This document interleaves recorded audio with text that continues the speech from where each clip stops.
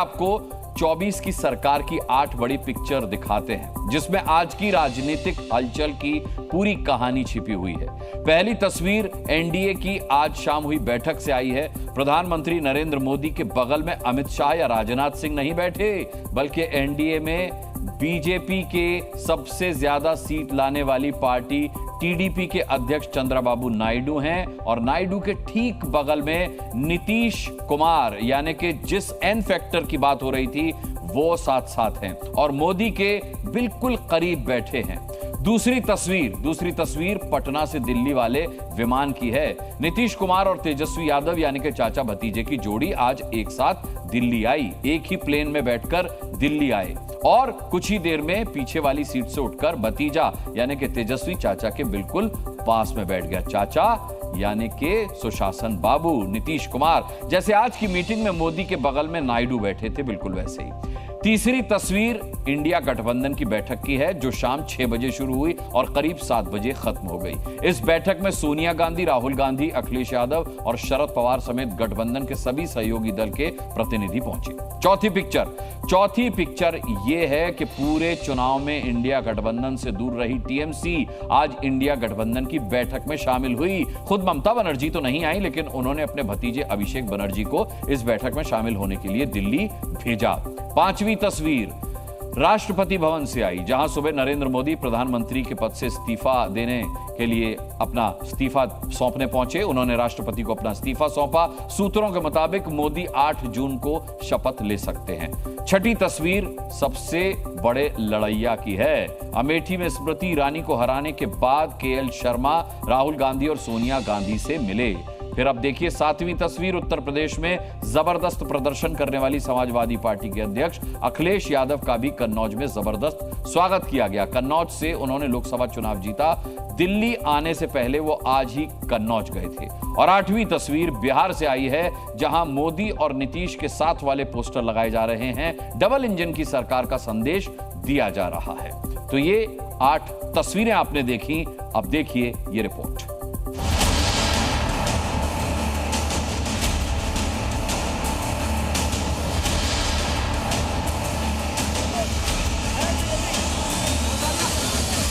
मेरे प्रधानमंत्री तीसरी बार देश के प्रधानमंत्री बनने जा रहे हैं। सरकार को लेकर कहीं कोई संशय किसी के भी मन में नहीं होना चाहिए। हमको लगता है थोड़ा धैर्य रख के भी देखते जाइए क्या क्या होता है। जहाँ नरेंद्र मोदी जी रहेंगे वहाँ हम लोग सब रहेंगे। हम लोग सब मिलकर के चाहते हैं कि भारत का तीसरी बार प्रधानमंत्री या नेतृत्व करें भारत का। अब तक कंफर्मेशन नहीं है प्रधानमंत्री बनेगा या नहीं बनेगा। तो शायद में बहुत उथल पुथल अंदर चल रही है। मोदी जी को पूरी तरह जितनी मेजोरिटी के लिए सांसद लगते हैं, संख्या लगती है, उतनी पूरी हो चुकी है, उससे ज़्यादा है। कोई किंग मेकर नहीं है। किंग मेकर अगर है कोई तो देश की जनता है। प्रभु राम आया तो इंसाफ आया। बजरंगबली का नाम का दुरुपयोग किया था तो एक गदा मारी थी मोदी जी, कर्नाटक साफ हो गई थी। और जब आपने भगवान राम का दुरुपयोग किया तो उन्होंने ऐसा मारा कि पूर्ण बहुमत में नहीं आ पाया। पटना साहिब की जनता का धन्यवाद, बहुत बहुत अभिनंदन। प्रधानमंत्री जी जल्दी शपथ लेंगे।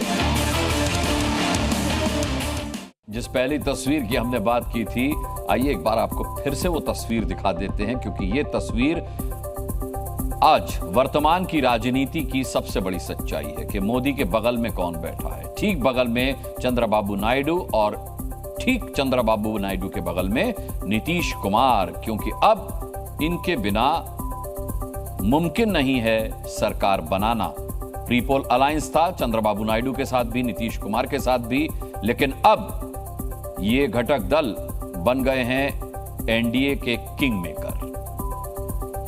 बड़े बड़े दावे चुनाव प्रचार के दौरान भी हो रहे थे, लेकिन किसी भी दल का, किसी भी नेता का दावा अपनी पार्टी को लेकर सही नहीं हुआ। सिर्फ क्या सही हुआ? जी न्यूज का एआई एग्जिट पोल ही सही हुआ। यही था जो सच के सबसे करीब रहा। बहरहाल सूत्रों से निकलकर जो बड़ी खबर आ रही है वो ये है कि 8 जून को नरेंद्र मोदी तीसरी बार प्रधानमंत्री पद की शपथ ले सकते हैं। इस संभावना को बल इसलिए भी मिला क्योंकि नीतीश कुमार और चंद्रबाबू नायडू दोनों ने मोदी को समर्थन देने की लिखित गारंटी दी है।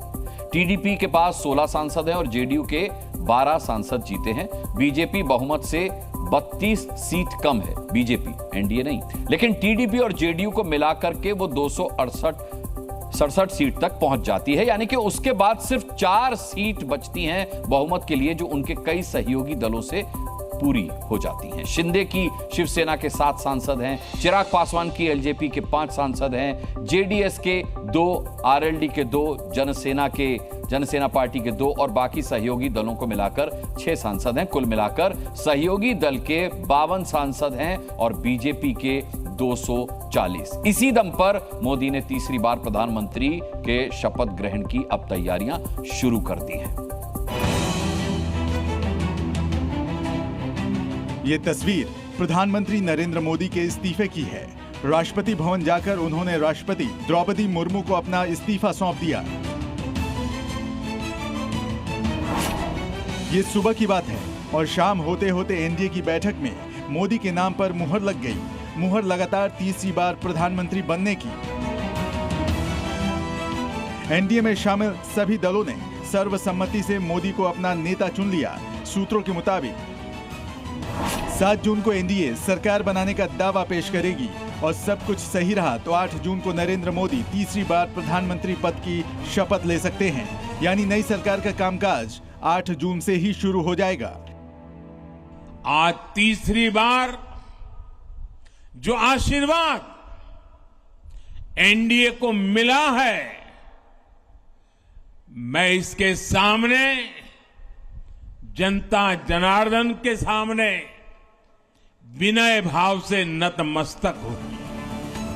बीजेपी को बहुमत से 32 सीटें कम मिली हैं और एनडीए को बहुमत से 20 सीटें ज्यादा।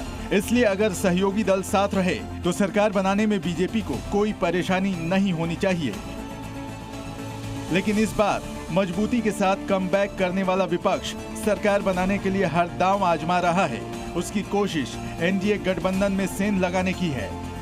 लेकिन बड़ी बात यह है कि आज एनडीए की बैठक में जब मोदी को नेता चुना जा रहा था, तब उनकी बाईं तरफ सबसे नजदीक की कुर्सी पर टीडीपी अध्यक्ष चंद्रबाबू नायडू बैठे थे और उसके बाद नीतीश कुमार थे। नायडू और नीतीश की पार्टी ने अपना समर्थन पत्र बीजेपी को जरूर सौंपा है, लेकिन राजनीति में कोई प्रक्रिया जब तक पूरी नहीं हो जाती तब तक संभावना बनी रहती है। बहरहाल सूत्रों से शपथ ग्रहण की तारीख आ चुकी है। 8 जून का इंतजार कीजिए। रविंद्र कुमार के साथ ब्यूरो रिपोर्ट, जी मीडिया। बीजेपी का 10 साल में ये सबसे खराब प्रदर्शन है। हालांकि फिर भी सरकार बीजेपी की ही बनती दिख रही है। लेकिन आपको बता दूं कि साल 2014 में बीजेपी को 282 सीट और एनडीए को 335 सीट मिली थी। 2019 में ये रिकॉर्ड टूटा। बीजेपी को 303 सीट और एनडीए को कुल 352 सीटें मिली थी। और अब देखिए 2024 में बीजेपी को 240 सीट और एनडीए को 292 सीट मिली है। नई सरकार बनाने के लिए बीजेपी को कड़ी मशक्कत करनी पड़ रही है। बहुमत के आंकड़ों से दूर होने के बाद अब बीजेपी के लिए नई चुनौती सहयोगियों को साध कर और साथ रखने की है। ऐसे में 2 बड़े सियासी किरदार किंग मेकर की भूमिका में आ सकते हैं और वजह साफ है, दोनों की ही अपने अपने राज्यों में पकड़ बहुत मजबूत हुई है। बिहार से नीतीश कुमार तो आंध्र प्रदेश से चंद्रबाबू नायडू दिल्ली आकर बैठक कर चुके हैं। फिर भी विपक्षी पार्टियां उनके पिछले इतिहास को देखते हुए उम्मीद कर रही हैं कि अगली सरकार बनाने के लिए यही किंग मेकर साबित होंगे। कैसे, ये रिपोर्ट बताएगी आपको।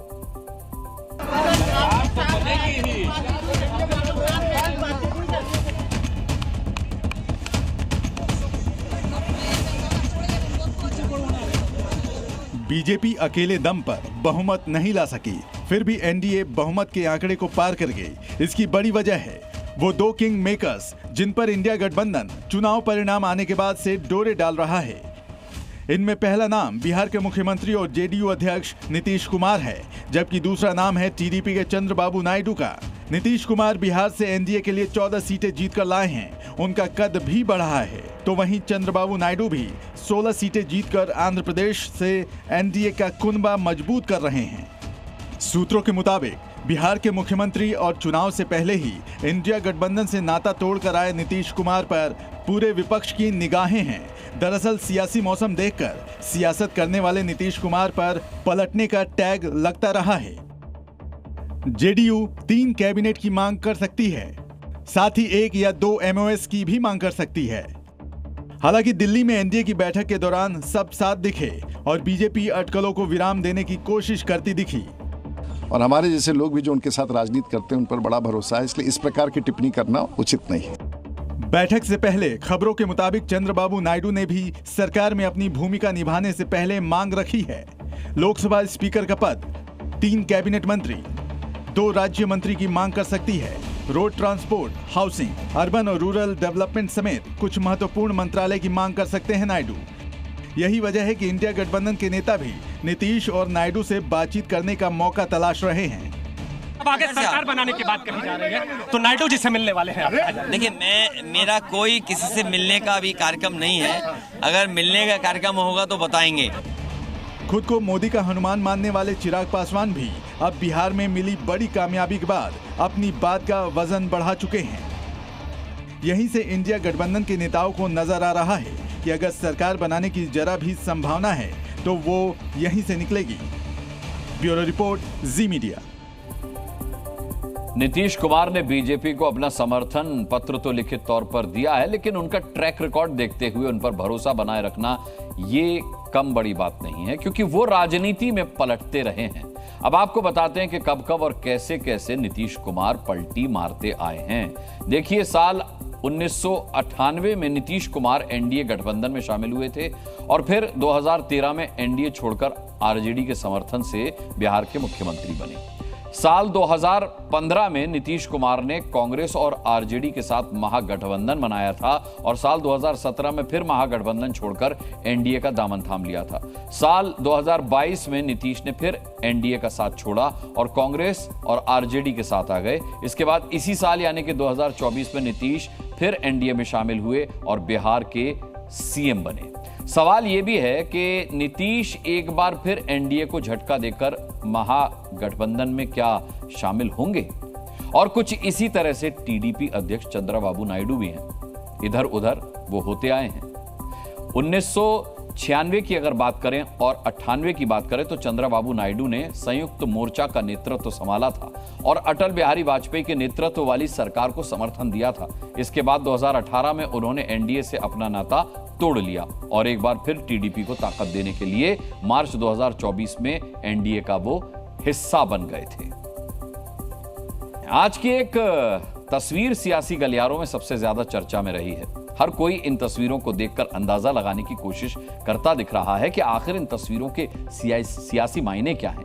बिहार के मुख्यमंत्री नीतीश कुमार जिस प्लेन से दिल्ली आ रहे थे, उसी प्लेन से आरजेडी नेता तेजस्वी यादव भी दिल्ली कूच कर रहे थे। क्यों ये तस्वीरें इतनी खास हो गईं कि एनडीए और इंडिया गठबंधन की बैठक होने से पहले दिन भर इन पर चर्चा होती रही? क्या है इन तस्वीरों के सियासी मायने, ये रिपोर्ट बताएगी आपको।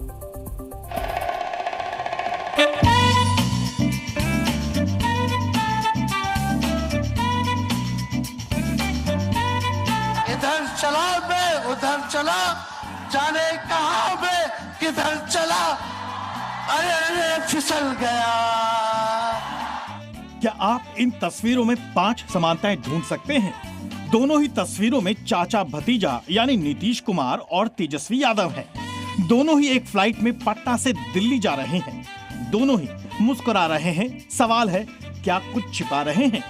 दोनों ही बिहार की सियासत के बड़े चेहरे हैं और दोनों ही दिल्ली में सरकार बनाने को लेकर मंथन करने पहुंच रहे हैं।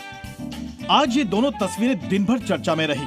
ऐसा क्यों है, अब आपको बताते हैं। दरअसल सुबह दोनों ही नेता दिल्ली की उड़ान लेने के लिए पटना एयरपोर्ट पहुंचे तो लोगों के मन में सवाल उठने लगे कि आखिर दोनों एक ही फ्लाइट में एक साथ क्यों जा रहे हैं, जबकि एक एनडीए और दूसरा इंडिया गठबंधन का सहयोगी है। यही नहीं, अब दोनों के बीच सियासत में भी 36 का आंकड़ा फिलहाल बना हुआ है। और हम लोगों ने एक थके हुए मुख्यमंत्री को थके ही हुए है ना। इन लोगों का राज जब था तो क्या होता था, शाम के बाद कोई बाहर निकलता था, आप तो बच्चा थे, आपको नहीं मालूम है, पूछिए। हालांकि सियासत संभावनाओं का खेल है, नया दौर है, नई सरकार बननी है। इसलिए नीतीश कुमार और तेजस्वी यादव से सवाल के जवाब तलाशने के लिए बात हुई तो दोनों ने कुछ यूं इशारा किया। हमको लगता है थोड़ा धैर्य रख के भी देखते जाइए क्या क्या होता है। सरकार तो बनेगी ही, बनेगी। हालांकि बैठक के बाद नीतीश कुमार एनडीए की सरकार बनाने के लिए समर्थन पत्र सौंप चुके हैं। ब्यूरो रिपोर्ट, जी मीडिया। अच्छा देखिए, 24 के चुनावी नतीजे देखने के बाद प्रधानमंत्री नरेंद्र मोदी और राहुल गांधी के स्ट्राइक रेट की बात चल रही है। स्ट्राइक रेट यानी उस नेता की रैली से पार्टी को कितनी सीटें मिली। लोकसभा चुनाव में आप अगर देखें तो राहुल गांधी ने 67 रैलीज की और रोड शो किए, जबकि पीएम मोदी की रैली और रोड शो कुल मिलाकर के 169 रहे, यानी कि राहुल गांधी से करीब 2.5 गुना ज्यादा पीएम ने रैली की। राहुल ने 65 सीटें कवर की, जबकि अगर पीएम मोदी की बात करें तो उन्होंने 168 सीटों के लिए प्रचार किया। उन 65 सीटों में से 28 पर कांग्रेस को जीत मिली, जबकि 167 सीटों में से बीजेपी 91 पर विजयी हुई। इस हिसाब से अगर देखा जाए तो राहुल का स्ट्राइक रेट 43% रहा, जबकि पीएम मोदी ने 54% की स्ट्राइक रेट बनाए रखी। अगर हम सिर्फ उत्तर भारत के 89 चुनावी रैलीज और रोड शो को जोड़ दें और स्ट्राइक रेट उनका देखें तो राहुल गांधी के 31% के मुकाबले मोदी की रैलियों का सक्सेस रेट सबसे ज्यादा यानी कि 63% रहा, यानी दोगुने से भी ज्यादा रहा है। जबकि दक्षिण भारत में मामला ठीक उलट रहा। दक्षिण में पीएम मोदी के 41% के मुकाबले राहुल गांधी का स्ट्राइक रेट 35% ज्यादा है। राहुल ने यहां पर 76% की स्ट्राइक रेट बनाए रखी। पूर्वी भारत के आंकड़े और ज्यादा हैरान कर देने वाले हैं। यहां राहुल ने 3 रैली रोड शो करके 3 सीटें कवर की, जिनमें कांग्रेस को एक भी सीट नहीं मिली, यानी स्ट्राइक रेट 0 रहा। जबकि पीएम मोदी ने 31 रैलियों से 17 जीत के साथ 54% की स्ट्राइक रेट दर्ज की। अब चलते हैं पश्चिम भारत, जहां 6 रैली और रोड शो के साथ राहुल की स्ट्राइक रेट 50% रही, जबकि 25 रैली रोड शो के साथ पीएम मोदी ने 32% की स्ट्राइक रेट दी है। ये आंकड़े निकालने के लिए सिर्फ उन्हीं सीटों का डेटा कैलकुलेट किया गया है जहां पर राहुल गांधी और पीएम मोदी दोनों नेताओं की रैलियां हुई। देश हित में अब बात लखनऊ में कांग्रेस दफ्तर के बाहर लगी महिलाओं की भीड़ की, जो कांग्रेस का गारंटी कार्ड लेकर के पहुंच रही हैं। इसकी वजह एक फॉर्म है जिसके मिलने से महिलाओं को भरोसा है कि उनके बैंक अकाउंट में खटाखट 1 लाख रुपए आ जाएंगे। महिलाओं को सालाना 1 लाख रुपए देना कांग्रेस का चुनावी वादा था। महिलाओं की ये भीड़ लखनऊ स्थित कांग्रेस दफ्तर के बाहर जुटी है और महिलाओं में फॉर्म लेने के लिए होड़ लगी है। इन्हें भरोसा है कि फॉर्म मिल गया तो खटाखट इनके अकाउंट में 1 लाख रुपए भी आ जाएंगे। क्या आप लोग को फॉर्म मिला? जी मिल गया। मिल गया? जमा हुआ? अभी नहीं हुआ। अच्छा, तो क्या बोला आप लोगों से, कितना टाइम लगेगा? अभी कुछ नहीं बोले। लेकिन अभी तो सरकार नहीं बनी है, आप लोग फॉर्म जमा कर रहे हैं। क्या बताएं, जो यहाँ मतलब बुलाया गया कि फॉर्म बटे रहा, जो तो एक दूसरे से किसने कहा था? दूसरे से सुनने मिला, मोहल्ले में तो चले आए थे हम लोग। अच्छा, किसी ने बताया ना, हम लोग को सुनने में आया था यहाँ फॉर्म बट रहा है तो फॉर्म ले लो, तो उन्होंने फॉर्म लिया फॉर्म भरने के लिए। तो फॉर्म आपने ले लिया? नहीं, हम लोग को नहीं मिला अभी। फॉर्म नहीं मिला? क्या बोला यहाँ पर? ये बोला बाद में मिलेगा, अभी तक मिला ही नहीं है। अच्छा, तो ये अभी आपके मोहल्ले में किसी को मिला, आपके साथ में जाने वाले में? बस इन लोग को मिला, 2 लोग को बस। जी। क्या बोला इन्होंने, कब देंगे फॉर्म? ये इन्होंने बोला था 1 आध घंटे बाद मिलेगा, 5 बजे कभी कह रहे, कभी 3 बजे कह रहे, अभी तक मिला ही नहीं है। कांग्रेस ने चुनाव प्रचार के दौरान वादा किया था कि अगर इंडी गठबंधन की सरकार बनी तो महिलाओं को सालाना 1 लाख रुपए देंगे, यानी हर महीने 8,500 रुपए दिए जाएंगे।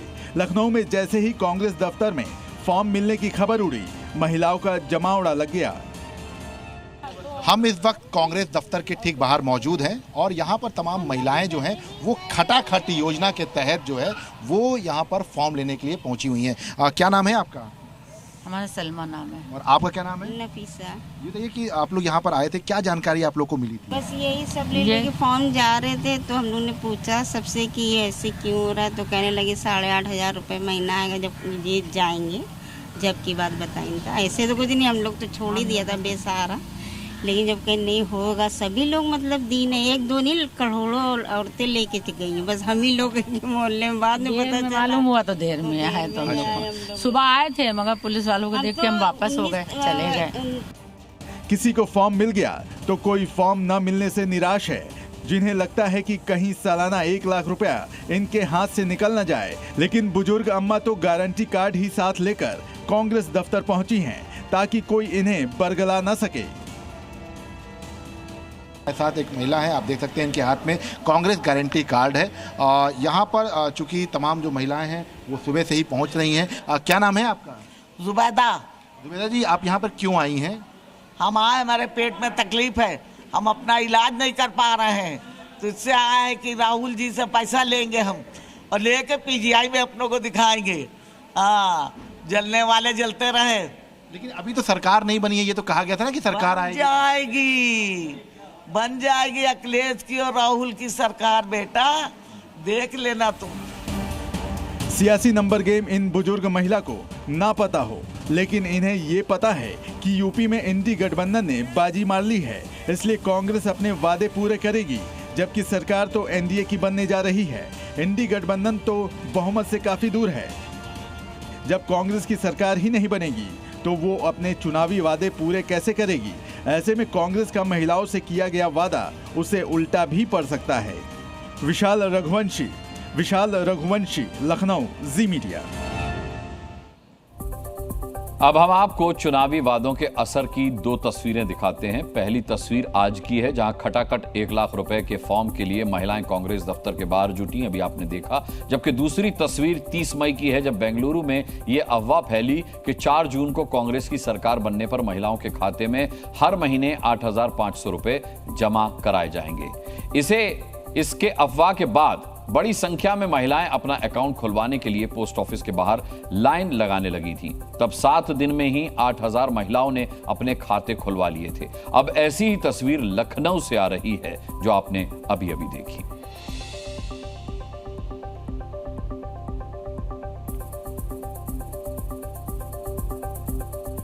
देखिए, 500 साल बाद अयोध्या के भव्य राम मंदिर में रामलला विराजमान हो गए। बीजेपी को राम लहर भी चलने का खूब भरोसा हुआ, लेकिन समाजवादी पार्टी की साइकिल ऐसी दौड़ी कि राम को लाने वाले कई नेता चुनाव ही हार गए। जी हां, फैजाबाद लोकसभा सीट से बीजेपी के उम्मीदवार लल्लू सिंह को समाजवादी पार्टी के उम्मीदवार अवधेश प्रसाद ने हरा दिया। लल्लू सिंह ही नहीं, बल्कि 1992 में सीएम रहे कल्याण सिंह के बेटे राजवीर सिंह भी चुनाव हार गए। जबकि राम मंदिर ट्रस्ट के चेयरमैन के बेटे साकेत मिश्रा अपनी सीट से कमल नहीं खिला पाए। सवाल है कि राम को लाने वाले अयोध्या कैसे हार गए?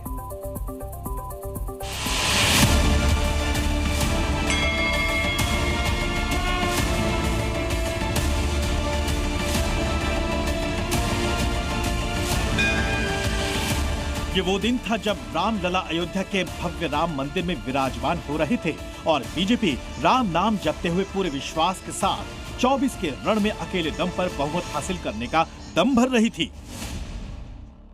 लेकिन अप्रत्याशित तौर पर बीजेपी अयोध्या हार गई। यही नहीं, अयोध्या शहर से केवल 4,000 वोट ही लल्लू सिंह को मिल पाए। यहाँ की फैजाबाद की सीट पर समाजवादी पार्टी की फतेह हुई और बीजेपी दुखी। अब इंडिया गठबंधन में विजयी होने के बहाव भी झलक रहे हैं। बहुत दुख होता है कि ये ऐसा कैसे हो गया। हम लोगों ने भी यही सोचा कि अयोध्या में जीतेंगे और बहुत बड़ा बहुमत में मिलेगा, लेकिन ऐसा हुआ ही नहीं। It's shocking. अयोध्या में श्री राम जी का आशीर्वाद तो इंडिया गठबंधन को हम लोगों को मिला।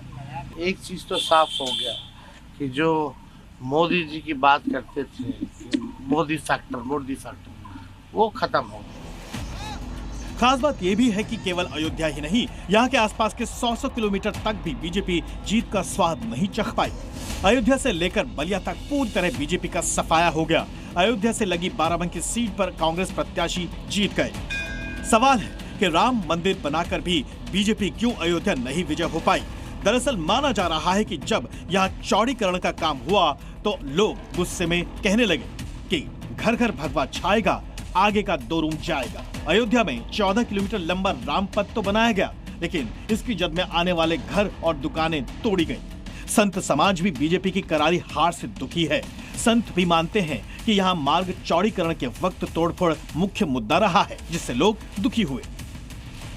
जो ग्रामीण अंचल था, ग्रामीण इलाका था, उस क्षेत्रों के लोग ज्यादा रुष्ट लगे और नाराज लगे। उनकी नाराजगी का भी दंश भारतीय जनता पार्टी को झेलना पड़ा। यहाँ की हार का सिर्फ एक कारण है कि यहाँ का प्रत्याशी का जनसंपर्क अभियान बहुत ही कमजोर रहा। चुनाव के दौरान लल्लू सिंह का संविधान बदलने वाला बयान भी बीजेपी पर भारी पड़ा है। बहुत सारे काम करते, सरकार तो 272 तो भी बन जाता है, लेकिन 272 की सरकार संविधान में संशोधन नहीं कर सकती। उसके लिए 2/3 बहुमत से अधिक चाहिए। यही वजह है कि दलित, मुस्लिम और पासी समाज का वोट अवधेश प्रसाद के साथ चला गया। जाहिर है अखिलेश यादव ने अपने पीडीएफ फॉर्मूले को जीत का कॉम्बिनेशन बनाने में कामयाबी हासिल की है। ब्यूरो रिपोर्ट, जी मीडिया। आपको पता है पश्चिम बंगाल में हुए 7वें चरण के चुनाव में हिंसा हुई थी, पता ही है। कल जब नतीजे आए तो हिंसा को ध्यान में रखते हुए भारी सुरक्षा बल तैनात था वहां पर, लेकिन तब भी कई जगह झड़प की खबरें आई। टीएमसी और बीजेपी के कार्यकर्ताओं के बीच झड़प का यह वीडियो बैरकपुर स्थित सुरेंद्र नाथ कॉलेज पर काउंटिंग सेंटर का है, जहां बीजेपी कार्यकर्ताओं ने एक फर्जी टीएमसी एजेंट को पकड़ने का दावा किया, जिसे धक्का मुक्की करके बाहर निकाल दिया गया। हुगली में भी तनाव का माहौल बन गया था। टीएमसी और बीजेपी कार्यकर्ता नारेबाजी कर रहे थे, जिसके बाद खुद पुलिस कमिश्नर ने मोर्चा संभाला और माहौल खराब कर रहे राजनीतिक कार्यकर्ताओं को किसी तरह शांत कराया। चलिए आगे बढ़ते हैं। उत्तर प्रदेश में अखिलेश यादव के नेतृत्व में समाजवादी पार्टी को ऐतिहासिक जीत मिली है। अब सांसदों की संख्या के हिसाब से बीजेपी और कांग्रेस के बाद समाजवादी पार्टी देश की तीसरी सबसे बड़ी पार्टी है। यूपी में समाजवादी पार्टी ने यह कमाल कैसे किया? देश के सबसे बड़े राज्य में बीजेपी को हराने वाले फैक्टर कौन कौन से हैं और बीजेपी की एक गलती से कैसे 20 सीटों पर मात हो गई? आंकड़ों के साथ ये पूरी रिपोर्ट देखिए।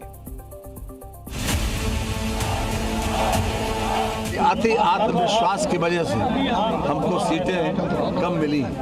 यूपी में समाजवादी पार्टी की 37 सीटों ने ही बीजेपी को बहुमत से दूर कर दिया। 2019 में समाजवादी पार्टी को सिर्फ 5 सीटें मिली थीं। 2024 में यह बढ़कर 37 हो गईं, जो पिछले चुनाव से 32 ज्यादा हैं। 2024 में बीजेपी को 240 सीटें मिली। बीजेपी 272 के जादुई आंकड़े से 32 सीटें कम लाई है। समाजवादी पार्टी की जीत बीजेपी को बहुत महंगी पड़ी। लगातार तीसरी बार बीजेपी बहुमत का आंकड़ा पाने से चूक गई और इसकी वजह है वो गलतियां जिसने बीजेपी का खेल बिगाड़ दिया। यूपी में बीजेपी ने 48 सीटों पर पुराने सांसदों का टिकट रिपीट कर दिया। इनमें से 20 सांसद एंटी इनकम्बेंसी की वजह से चुनाव हार गए। 24 के चुनाव में बीजेपी की इलेक्शन मशीनरी में वो दिक्कतें दिखीं जिसका शिकार 2014 और 2019 में दूसरी पार्टियां थीं। बीजेपी नेता खुद मान रहे हैं कि उम्मीदवारों में जरूरत से ज्यादा कॉन्फिडेंस था और ज्यादातर सीटों पर इसी की वजह से हार मिली। सबसे ज्यादा लोगों को ये ओवर कॉन्फिडेंस था, ये महसूस करते थे कि हम तो जीत ही गए। और भी कई कारण हैं, लेकिन उसमें सबसे बड़ा कारण यही है कि अति आत्मविश्वास की वजह से ये हमको सीटें कम मिली। बीजेपी की हार की बड़ी वजह है राष्ट्रीय स्वयंसेवक संघ का साथ न मिलना। संघ की बेरुखी ने बीजेपी के वोटों पर बड़ा असर डाला। पिछले 2 चुनावों में संघ ने बीजेपी उम्मीदवारों को जिताने के लिए पूरी ताकत झोंकी, पर इस बार उम्मीदवारों को टिकट देने में राय न लेने के बाद संघ ने दूरी बना ली, जिसका असर प्रचार से लेकर वोटिंग तक नजर आया। यही वजह है कि 400 पार का नारा दिए जाने के बाद बीजेपी बहुमत पाने से पीछे रह गई। बीजेपी के उलट अखिलेश यादव ने 2022 विधानसभा चुनाव के बाद ही अपनी रणनीति में बदलाव कर दिया। अखिलेश लगातार पिछड़ा, दलित, अल्पसंख्यक यानी पीडीए का मुद्दा उठाते रहे। पीडीए के हिसाब से टिकटों का बंटवारा हुआ। आखिरी वक्त में प्रत्याशी भी बदले गए। अखिलेश ने यादव मुस्लिम की बजाय दूसरी जातियों पर फोकस किया। यूपी में समाजवादी पार्टी ने सिर्फ 5 सीटों पर यादव और 4 सीटों पर मुस्लिम उम्मीदवारों को टिकट दिया। कुल मिलाकर 30 ओबीसी, 17 दलित, 7 सवर्ण प्रत्याशी उतारे गए। यूपी में 20% के करीब मुस्लिम मतदाता हैं। मुस्लिम आबादी वाली सीटों पर ध्रुवीकरण रोकने के लिए हिंदू उम्मीदवारों को टिकट दिया।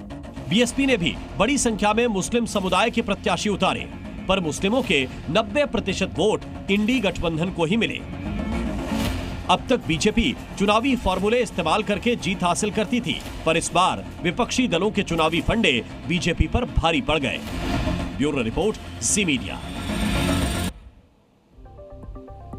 कल आए नतीजों से ऐसा लगता है कि देश में गठबंधन का दौर फिर से शुरू हो चुका है। यह गठबंधन का ही नतीजा है कि उत्तर प्रदेश में जाति और धर्म दोनों चल गया।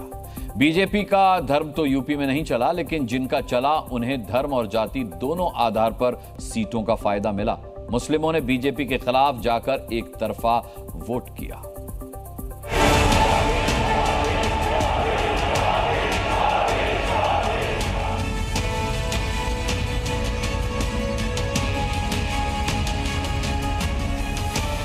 चुनाव में धर्म को बीजेपी ने यूपी में मुद्दा बनाया था और इंडिया गठबंधन ने भी दोनों को धर्म के आधार पर ज्यादा से ज्यादा सीटें मिलने की उम्मीद भी थी, क्योंकि अयोध्या में राम मंदिर निर्माण से बीजेपी की बहुत ज्यादा उम्मीदें थी। लेकिन नतीजों में हासिल ज्यादा कुछ नहीं हुआ।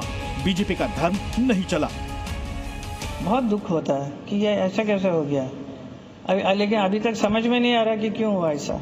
हम लोगों ने भी यही सोचा कि मात्रा से एकदम से अयोध्या में तो जीतेंगे और बहुत बड़ा बहुमत में मिलेगा, लेकिन ऐसा हुआ ही नहीं।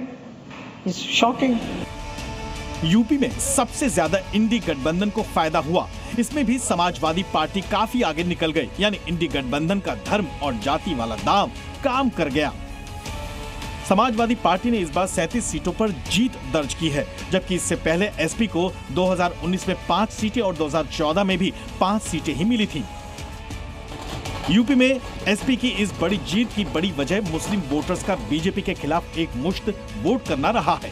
यही वजह है कि इंडी गठबंधन के कुल 5 मुस्लिम उम्मीदवारों ने जीत दर्ज की, जिसमें 4 उम्मीदवार समाजवादी पार्टी के टिकट पर लड़े थे। समाजवादियों को मौका दिया उनकी सेवा करने के लिए। मैं उन्हें भरोसा दिलाता हूं कि जो कन्नौज में विकास की गति समाजवादियों ने दी थी, उस गति को आगे बढ़ाने का काम करेंगे। नतीजों से पता चलता है कि जिन राज्यों में गठबंधन करके चुनाव लड़ा गया, वहां राजनीतिक दलों को फायदा ही हुआ। तो क्या एक बार फिर से गठबंधन का दौर शुरू हो गया है, क्योंकि इस बार किसी भी पार्टी को पूर्ण बहुमत नहीं मिला है, जबकि साल 2014 में 282 सीटों के साथ बीजेपी को पूर्ण बहुमत मिला था। ऐसा ही 2019 में हुआ, जब 303 सीटों के साथ बीजेपी को बहुमत मिला। बीजेपी सीटों के मामले में भले ही अव्वल है, लेकिन सरकार तो एनडीए की बनेगी, यानी गठबंधन का वही दौर फिर से लौट आया है जो 2014 से पहले चल रहा था। ब्यूरो रिपोर्ट, जी मीडिया। बीजेपी को उत्तर प्रदेश और पश्चिम बंगाल में सीटों का सबसे ज्यादा नुकसान हुआ है। यहां के मुस्लिम वोटर्स ने बीजेपी के खिलाफ एक तरफा वोट किया, जिससे इन राज्यों से मुस्लिम सांसद भी ज्यादा चुने गए।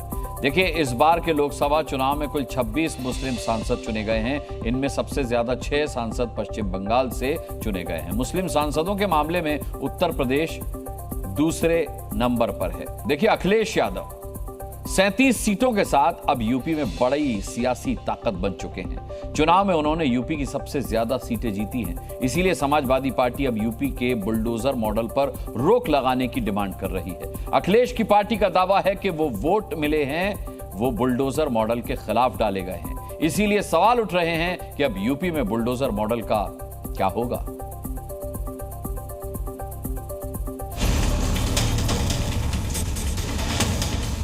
जिस बुलडोजर से यूपी के माफिया अपराधी सब डरते हैं, उस बुलडोजर मॉडल का क्या हो?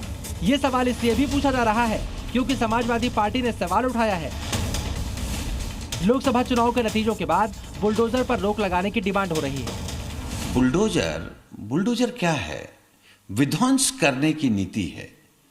तो बुलडोजर के खिलाफ और बुलडोजर वाली मानसिकता के खिलाफ जनादेश है।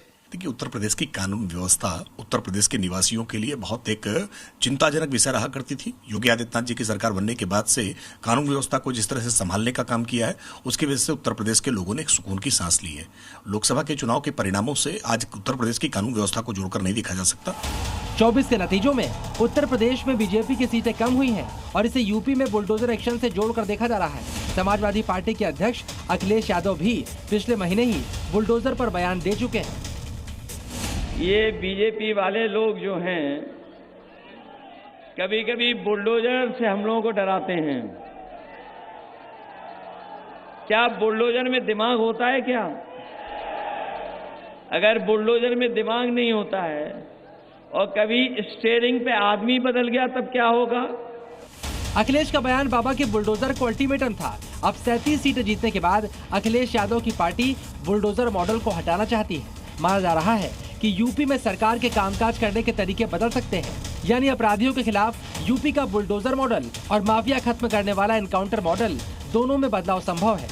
बुलडोजर और एनकाउंटर की वजह से यूपी में लॉ एंड ऑर्डर की स्थिति सुधरी है, ऐसा वहां के एक्सपर्ट भी मानते हैं। लेकिन चुनाव में खराब प्रदर्शन और 2 साल के बाद आने वाले विधानसभा चुनावों को देखते हुए सरकार के काम करने के तरीकों में बदलाव आ सकता है। यहाँ पे सीटें कम हुई हैं तो नो डाउट प्रश्न चिन्ह उत्तर प्रदेश सरकार के ऊपर उठते हैं और यहाँ का जो मॉडल है उसके ऊपर उठते हैं। तो उस तरीके से कहा जा सकता है कि कहीं ना कहीं सरकार को अपने काम करने के तरीके में कुछ चेंजेस करने पड़ेंगे, पर उसका मतलब ये भी नहीं है कि लॉ एंड ऑर्डर से खिलवाड़ किया जाए। कहीं ना कहीं सरकार को कुछ फ्लेक्सिबिलिटी लाना होगा। विपक्षी पार्टियां बुलडोजर को लेकर सवाल पूछ रही हैं। इसकी वजह यह भी है, साल 2017 से 2024 तक यूपी में माफिया, गैंगस्टर और अपराधियों की 12,000 करोड़ रुपए की संपत्ति या तो सीज की गई है या उसे बुलडोजर से ध्वस्त किया गया है। 2017 के दौरान यूपी में योगी सरकार के बनते ही माफिया संपत्ति पर बुलडोजर चलना शुरू हो गया था। अब तक 24 से ज्यादा माफियाओं के घर पर बुलडोजर चल चुका है। योगी सरकार के मुताबिक 2021 तक 67,000 एकड़ जमीन को बुलडोजर की मदद से अतिक्रमण मुक्त किया गया। अब तक यूपी के 14,000 से ज्यादा गैंगस्टर्स पर एक्शन लिया गया है और उनकी 21,000 करोड़ की संपत्ति सीज करके तबाह कर दी गई है। यूपी में बुलडोजर का डर बड़े बड़े माफिया और अपराधियों पर भी भारी है। योगी समर्थकों को बाबा का बुलडोजर मॉडल पसंद है, पर अब विपक्ष बुलडोजर के एक्शन में बदलाव की डिमांड कर रहा है। ब्यूरो रिपोर्ट, जी मीडिया। 2024 के नतीजों ने सबको चौंकाया है, लेकिन कई दल बदलू नेता ऐसे रहे जिन्होंने अपने राजनीतिक नफे को प्राथमिकता देकर दल बदला था। इनमें कई नेता ऐसे थे जिन्होंने काफी पहले ही दूसरा दल ज्वाइन कर लिया था, जबकि कुछ नेताओं ने साल भर के अंदर ऐसा कदम उठाया, लेकिन ऐसा करके वो कहीं के भी नहीं रहे। 2024 के लोकसभा चुनाव में कुल 168 दल बदलू नेता मैदान में थे। इनमें से 134 बीजेपी के टिकट पर चुनाव लड़ रहे थे, जिनमें से 55 को जीत हासिल हुई है, जबकि 79 नेता चुनाव हार गए। कई ऐसे नेता रहे जिन्होंने सियासी हवा का रुख देखकर दल बदला था। उन्हें भरोसा था कि पार्टी विशेष लहर में उनकी नैया पार लग जाएगी, लेकिन ऐसा नहीं हो सका। गीता कोड़ा ने कांग्रेस छोड़कर फरवरी 2024 में बीजेपी ज्वाइन की थी। उन्हें सिंहभूमि सीट से टिकट मिला, लेकिन गीता कोड़ा हार गई। पूर्व रक्षा मंत्री ए के एंटनी के बेटे अनिल एंटनी ने कांग्रेस को छोड़कर के अप्रैल 2023 में बीजेपी का दामन थामा था, जिसके बाद केरल की पथनामिथट सीट से उन्होंने चुनाव लड़ा, लेकिन वो हार गए। ज्योति मिर्धा ने कांग्रेस छोड़कर सितंबर 2023 में बीजेपी ज्वाइन की थी। इन्होंने राजस्थान की नागौर सीट से चुनाव लड़ा और हार गई। घनश्याम लोधी को समाजवादी पार्टी की जगह बीजेपी का साथ पसंद आया और 2024 में रामपुर सीट से चुनाव लड़ा, लेकिन वो हार गए। समाजवादी पार्टी के ही धर्मेंद्र कश्यप पार्टी छोड़कर बीजेपी में चले गए थे। आंवला सीट से लड़े, लेकिन हार का सामना उन्हें भी करना पड़ा। रायबरेली सीट पर कांग्रेस छोड़कर बीजेपी ज्वाइन करने वाले दिनेश प्रताप सिंह बीजेपी की तरफ से चुनाव लड़े, लेकिन इन्हें भी हार का मुंह देखना पड़ा। ये वो नेता हैं जिन्हें पार्टी बदलने से कोई फायदा नहीं हुआ। हालांकि ऐसे दल बदलू नेताओं की लिस्ट भी लंबी है जो पार्टी बदलकर फायदे में रहे, उन्हें जीत हासिल हुई। और अब बात करेंगे नतीजों के बाद बीजेपी की आगे आने वाली चुनौतियों की। बीजेपी भले ही बहुमत का आंकड़ा नहीं छू पाई, लेकिन एनडीए की सरकार बनती हुई अब दिखाई दे रही है और चुनौतियां बीजेपी के सामने कम रहने वाली नहीं है। आने वाले समय में तमाम राजनीतिक घटनाक्रम पर हम अपनी पैनी नजर बना करके रखेंगे। देश हित में आज के लिए इतना ही। कल ठीक 8 बजते ही देश हित की तमाम खबरें लेकर के मैं फिर हाजिर हो जाऊंगा। तब तक के लिए अपना बहुत बहुत ख्याल रखिएगा। अभी के लिए इजाजत, शुभ रात्रि।